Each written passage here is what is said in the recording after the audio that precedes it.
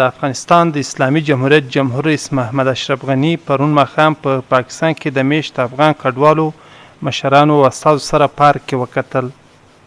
په دغه کتنه کې په پیل کې د جمهور رئیس ځانګړي استازي په پاکستان کې د افغانستان سفیر ډاکټر حضرت عمر زاخیلوال د خبرو پر مهال وویل د خوښۍ ځای دی چې نن د ولسمشرۍ په ماڼۍ کې د افغانستان د ولسمشر او په پاکستان کې څه د پاسه 2 میلیونه افغان کډوالو د استازو ترمنځ ګران هیواد ته د کډوالو د بیرته ستنېدو د هوډ ناسته ترتیب شوې.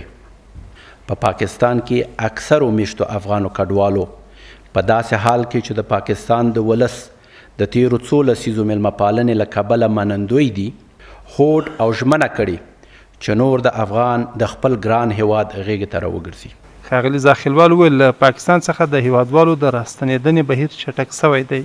په دې وروستیو کې د پاکستان څخه د کډوالو د بیرته راتګ لړۍ چټکه شوې او هره ورځ د 3000 څخه تر 15000 پورې کډوال د وطن غیږې ته راګرځي.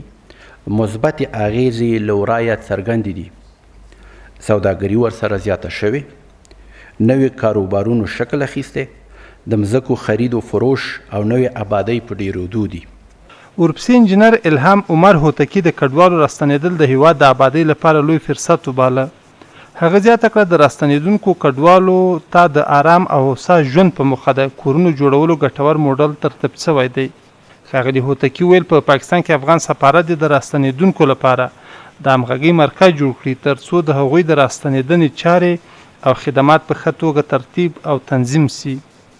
هغه زیاته کړه حکومت د جمهور رئیس په لارښوونه راستنېدونکو کډوالو ته د کورونو ځمکې د څښاک اوبو زده کړې روغتیا او نورو اسانتیاو برابرولو پوره تیاری لري. په پېښور کې د میشت افغان کډوالو په استازیتوب ښاغلي بریالي میاخیل وویل افغان کډوال سرپناه نه لري. د کډوالو چارو وزارت پالیسي پیچلې ده. ځینې افغان کډوال چې په وړو جرمونو په پاکستان کې بندیان دي هغوی دې آزاد سي. د ملګرو ملتونو کډوالو نړیواله ادارې دې خپل مرستې زیاتې کړي او راستنېدونکي دې په عزت سره میش شي ترڅو د نورو د هڅونې او راستنېدنې لامل سي.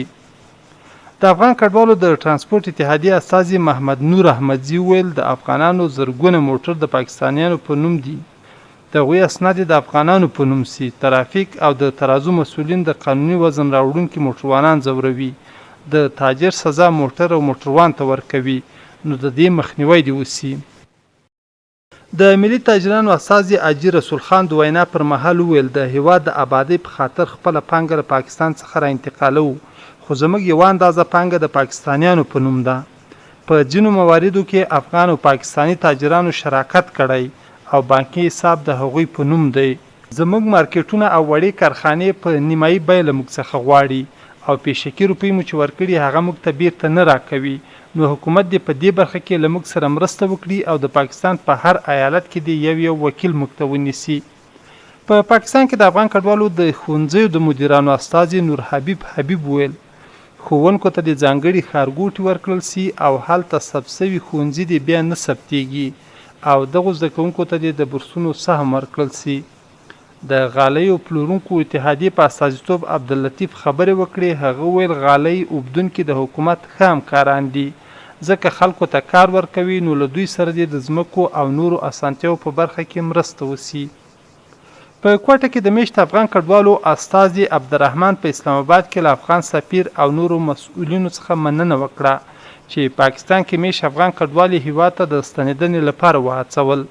هغه وړاندیز وکړ ځینې کډوال چې کارتونه نه لري نو له هغوی سره دې مرسته وسي او غصب سوي ځمکې او جایدادونه دې بیرته ورته ورکړل سي او کډوال دې په تدریجي توګه هیواد ته راستانه سي.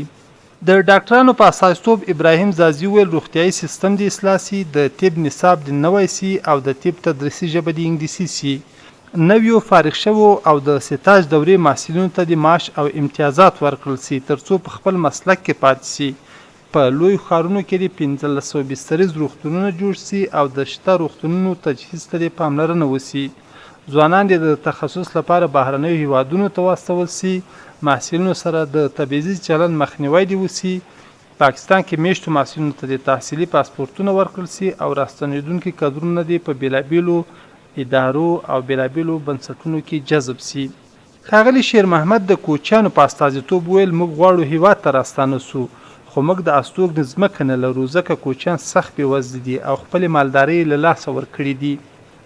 د افغان محصلینو په استازیتوب ډاکټر نجیب ننګیالي ویل بورسونه دې د اړونده هیوادونو د سفارتونو له سیاسي نفوذ پرته د دولت په همغږۍ مستحقو کسانو ته ورکړل سي. هغوی چې پاکستان کې زده کړې کړي او د پاکستان تعلیمي سیستم سره بلد دي هغوی ته دې د پاکستان هیواد په تحصیلي بورسونو کې لومړیتوب ورکړل سي. اسلام آباد او پیښور کې د لوړو زده کړو اتشې جوړې سي. محصلینو سره د خپلو تحصیلاتو د ښه ترسره کولو په موخه مالي مرسته وسي. د محصلینو اسنادو ته د همغه حیثیت او اعتماد ورکړل سي او خپلواک طبي بورډ جوړ سي. د یادو مشرانو او استازو د معلوماتو او وړاندیزونو له اورېدلو وروسته جمهور رئیس غني له هغوی څخه مننه وکړه چې د کډوالو ستونزې په وضاحت ورسره شریکې کړې. زه له تاسو نه مننه کوم چې تاسو تشریف راوړئ چې ګډې هیلې او ارزوګانې او تګلارې را سره شریکوئ او هر څه چې تون راته وایې په سر و سترګو. تاسې د بیرته راتګ ترتیبات یوه خاصه اداره به په غاړه واخلي. ما 12 میلیونه ډالره بودجه کې درته ساتلي وو او دا تسلیمیږي چې ځمکه او اوبه درته برابره سي. د هیواد جمهور رئیس ویل هر راستنیدونکی کډوال به د شرعي جایداد خاوند سي. زه غواړم چې هر مهاجر چې برته راځي شرعي جایداد به لري. ترتیب هم داسې نیولی چې 4 کوره به یو ځای سره جوړیږي ځکه دا مصارف لګوي او نقشه دا ده چې له یو ځای نه شروع کوئ بیا پس ته پاس هم تللی سئ څنګ خوا ته هم تللی سئ. دا نقشې تر ده جوړې کړي دي چې 1.5 بسوه تر 2.5 بسوه پورې هر یو ته ورسیږي چې په اساني توګه ځای په ځای سي. جمهور رئیس د لویو لارو ترازوګانو کې د شته فساد د مخنیوي په موخه کورنیو چارو وزارت ارشد امنیتي معین ته دستور ورکړ.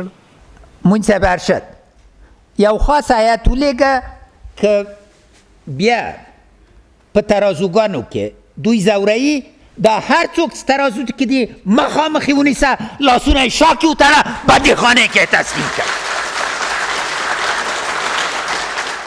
جمهور رئیس غني وویل حاضر دی چې د ملي بودیجې نه لګول سوي پیسې د اساسي پروګرامونو له لارې د افغان کډوالو د ژوند د ښه والي برخې ته ځانګړي کړي. محمد اشرف غني له پاکستان څخه هیواد ته د افغان پانګوالو د پانګې د را انتقالولو په اړه وویل 4 رقم تاسې پانګه لرئ دا ټول له حقوقي مشکلاتو نه ډک ده. نو زاخیلوال صاحب دا رښتیا دا نه کېږي چې یو وکیل ونیسئ. هر ځای کې هر عمده ولایت کې یو وکیلو دعوا پکار ده چې یو ټیم چې دوی سره کار وکړي چې موږ پوه سو چې په قانوني ډول دا څنګه کوو. ښې مرغه نه د پاکستان د مالیې وزیر د زاخیلوال صاحب نږدې ملګری ده او جناب حکیمي صاحب هم دواړه ورسره کار وکړي. نو دې برخې کې زاخیلوال صاحب که عملي د افغانستان او د پاکستان یو ګډ کمیسیون د جوړ سي چې د افغانانو پانګه برته خوندي سي او په اساسي توګه افغانستان ته د لیږدولو زمینه برابره سي. جمهور رئیس غني په پاکستان کې د ناثبت شویو کډوالو د ثبت په اړه چې د مهاجرت کارتونه نه لري وویل طریقه که جناب بلخی صاحب شروع کرده بودین که راجستر شد این طریقه باید شدت پیدا کنه. خواهش می‌کنم که شما و یونیسیار و زاخیلوال صاحب یک جلسه منسجم داشته باشین که مشکل ای که کسایی که کارت سوم نگرفتن یا کسایی که بدون کارت هستن به صورت اساسی مورد توجه قرار بگیرن. ځکه دا اساسی خبره ده موږ باید پوه سو چې له کوم ځای نه راځئ څه وخت راځئ. نو مرسته وکړئ. بلخي صاحب ته د خدای خیر ورکړي 1.5 کال مخکې دا پروسه شروع کړله ستونزې ځینې وې نو زاخیلوال صاحب اوس ضروره ده او یونیسیار د منځ کې داخل سي چې دا کارتونه برابر سي. د هیواد جمهور رئیس د لوړو زده کړو وزارت ته د محصلینو د اسنادو د تثبیت په موخه د یوې کمیټې د جوړولو لارښوونه وکړه. جناب وزیر صاحب تحصیلات عالی عاجل اقدامات پکار دي چې دا رقم یوه کمیټه د تثبیت د اسنادو جوړه سي چې پاکستان و هندوستان او ایران سره آشنا دي. 3 هفتو پورې موازی برابر کوي چې کومه شهادتنامه د کومې شهادتنامې ده چې ټول یو جدول موجودي او د پوهنتون او تحصیلات عالی په دروازو کې ځوړندي او په سفارت کې ځوړندي. جمهور رئیس همدارنګه پوهنې وزارت ته هدایت وکړ چې جناب وزیر صاحب معرف متوجه شماست که یکی از پیشنهادهای واضح از اینایی است که مکاتبی که در اوج از شما تثبیت شدن دفعه دوم راجستر نشد. جمهور رئیس غني له ټولو میندو پلرونو کورنیو او علماو څخه مننه وکړه چې د کډوالۍ په چاپیریال کې د بشري پانګې په برخه کې ډیر لوی ګام اخیستی او په خپلو اولادونو یې تعلیم کړی دی. زه اول له ټولو کورنیو نه له ټولو میندو نه له ټولو پلرونو نه ټولو موږ علمای کرام دینه مننه کوم چې د افغانستان د بشري پانګې په موجودیت کې تاسو ډېر لوی ګام اخیستی. موږ کرکټ ټیم ته ګورئ 15 کاله مخکې دوی په کمپونو کې پښې لوڅې ګرځېدل. تاسو له برکته نن د نړۍ قهرمانان دي. داسې برخه د ژوند د افغانستان نسته چې تاسو ورته پکې برخه نه اخیستي.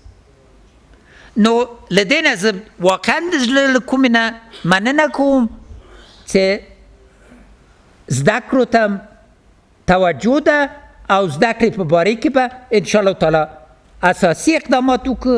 جمهور رئیس ویل د نورو هیوادوالو په څیر کوچیان هم په تیرو څو لسیزو کې د جګړو او ناامنۍ له امله سخت زیانمن سوي دي.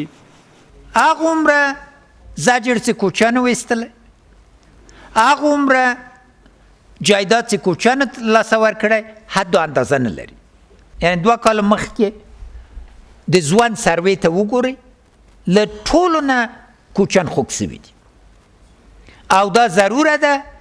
یوه بله جلسه ما نیولې ده، هلته به ټول د کوچیانو مشران راځي، موږ او تاسې به د اساسي قانون د تطبیق لپاره چې څنګه کوچیان میشته سي، څنګه ورشوګانې خوندي سي، څنګه مالداري په ځای سي، به انشاءالله تعالی په یو واضح طرحه باندې رسیږو